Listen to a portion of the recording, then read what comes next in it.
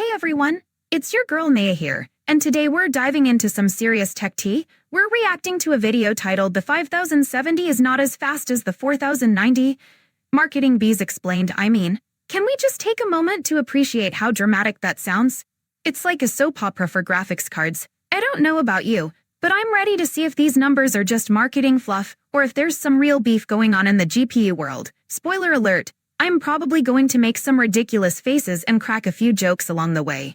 So get ready for that. If you're into tech drama and want to see me react to all the twists and turns, make sure you hit that subscribe button and like this video. Let's get into it and find out if the 5070 is really just a wannabe.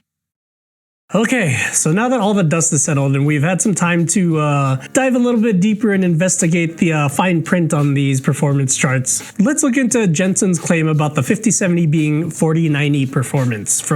This is where the drama kicks in, claiming the 5070 has 4090 performance for just $549. That's a bold statement. It's like saying a knockoff brand is just as good as the real deal. Come on, we all know that's not how it works. I can already hear the fanboys arguing in the comments.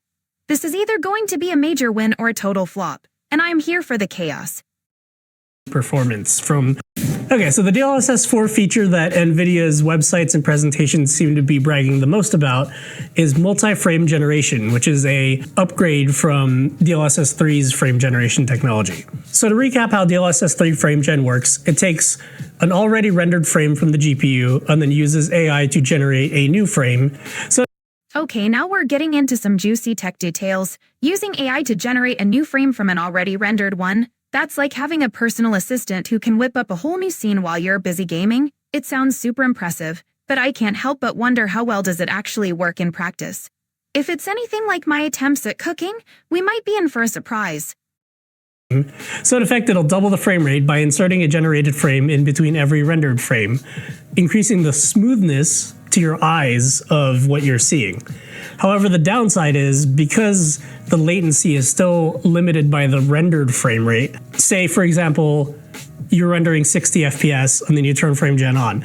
Now your eyes will be seeing 120 FPS, which is a lot smoother, but the game will still feel like 60 FPS because in effect it is still running at 60 FPS. So that's the trade-off that you have to take with enabling frame generation, is that you're still limited in latency to the actual rendered frame rate. Now DLSS 4's multi-frame generation will extend this all the way up to 3 generated frames. In effect, your rendered frame rate gets multiplied by 4 instead of 2.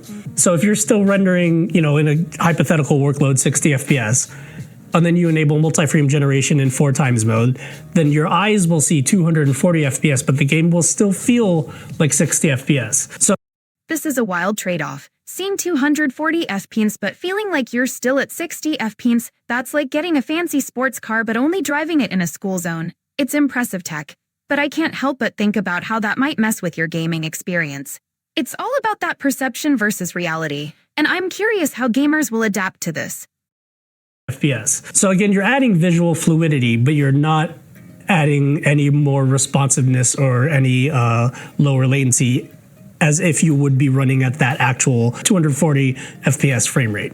So this is why on NVIDIA's performance charts with the 50 series, you see these huge gains on the games like Cyberpunk, Alan Wake 2, and Black Myth.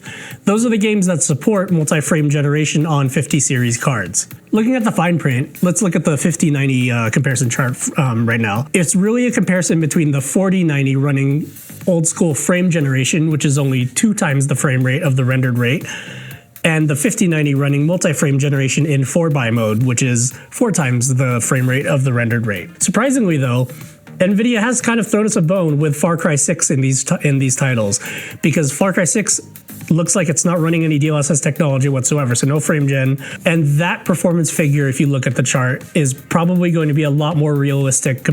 Okay, now we're talking. Far Cry 6 not using any DLSS tech and still showing solid performance? That's a real eye-opener. It's like finding out your friend can ace a test without even studying. This makes me wonder how much of the performance hype is just marketing smoke and mirrors. If a game can hold its own without all the fancy tech, it really puts things into perspective.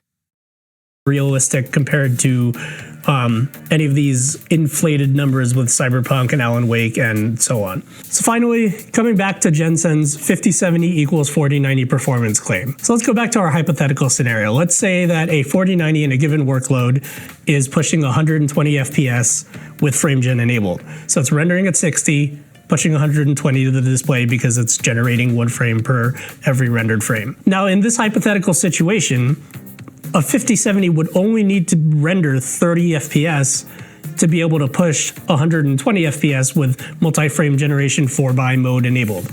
So that's kind of the crux of that argument, is that no, it's not actually performing or rendering frames at the same rate a 4090 would. They're getting a big boost of perceived performance with this multi-frame generation technology being enabled on only the 50 series. This is a crucial point. The 5070 isn't actually matching the 4090 in raw performance. It's just leveraging that multi-frame generation tech to create a perception of higher performance. It's like putting a fancy filter on a photo looks great, but it's not the real deal. This definitely raises questions about how much we can trust those performance claims. It's all about the tech behind the scenes, and I'm here for the breakdown. And 40 series having to rely on just 1 generated frame instead of 3 generated frames per every rendered frame. Even on the website, they only brag about the multi-frame generation enabled titles when they're saying gamers will be able to experience performance twice as fast as the 4070 in games like Cyberpunk, Alan Wake, Black Myth, etc., etc. They don't mention Far Cry 6. They don't mention any other game that isn't going to have DLSS 4's multi-frame generation enabled. So again, that is a big asterisk and a big grain of salt that you got to take with these performance figures. Yeah, it sounds cool to say that, oh, this thing can push 240 FPS, but it's only rendering 60 FPS, and you're just adding 3 generated frames for every rendered frame. Again, this isn't to say that frame generation doesn't provide a benefit. Yes, it does visually look smoother, but the game will always only feel as responsive as the actual rendered frame rate. So that's the whole gist of Jensen's 5070 equals 4090 performance claim. They're using multi-frame generation This is the key takeaway. They're banking on multi-frame generation to make the 5070 look better than it actually is compared to the 4090. It's like dressing up a basic outfit with flashy accessories. Sure, it looks good, but underneath, it's still the same old thing. This really highlights the importance of looking beyond the marketing hype and understanding what's actually happening under the hood. The performance figures can be misleading if you don't know the full story.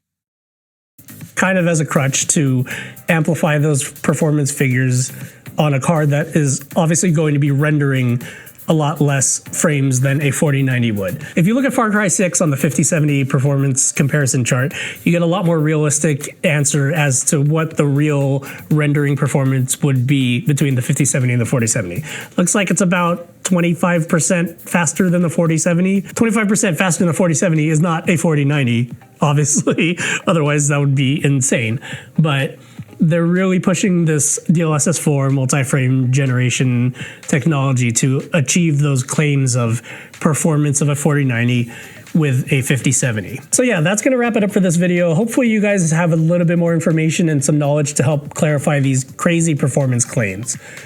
Do any of you guys use FrameGen in your games? I've been digging it in Cyberpunk, but I find that it really does rely on the input frame rate being above 60.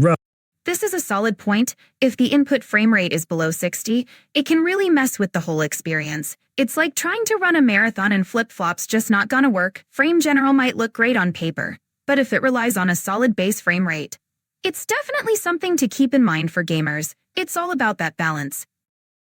Rough, like at least you should be getting about 80 FPS before even enabling FrameGen. Otherwise, it'll just feel like a 60 FPS game that's just really smooth on the monitor. Let us know in the comments below, and as always, thanks for watching.